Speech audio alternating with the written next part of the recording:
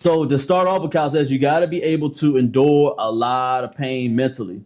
If you don't, that's going to be a problem, because you have to be able to be mentally strong to endure that type of pain. You ain't going to be able to really see the growth and really push yourself if you don't really up those reps. So mentally, you got to be strong with calisthenics. So another thing is the physical part. The physical part is understanding after your mental get good with that pain, you got to be able to endure all the stress when it comes to that soreness the next day and the next day after.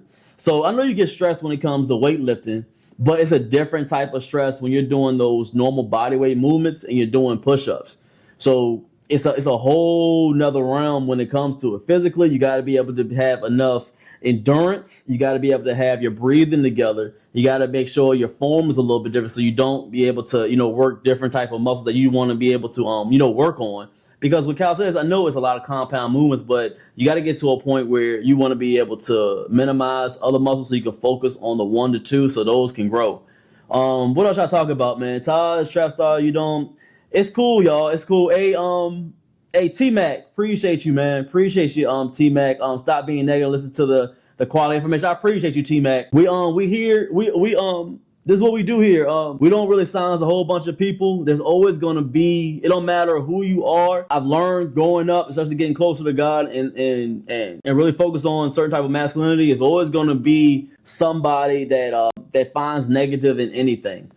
You can have the let's say you have the most money. People will be like, oh, somebody else got more money than that. Or you could be the tall guy in the room. You'd be like, oh, you ain't all that. Somebody could be taller than you. There's always going to be negativity everywhere you go, but we welcome all the negative and we welcome all the positive here on this channel, man. All it does is just to show the weakness in other people, and we just keep on going, man. So just salute. Appreciate you, Trap Stars. All good.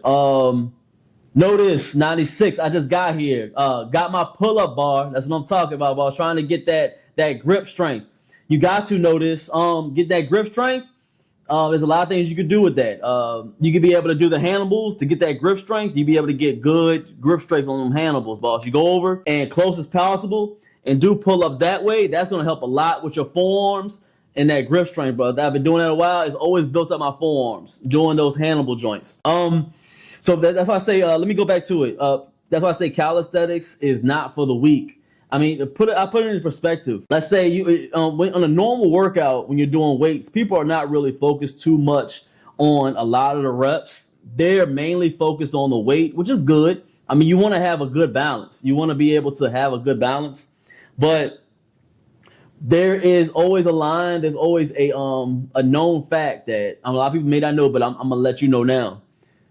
People are able to go to do weights, but it's hard for them to go to weights and go to calisthenics.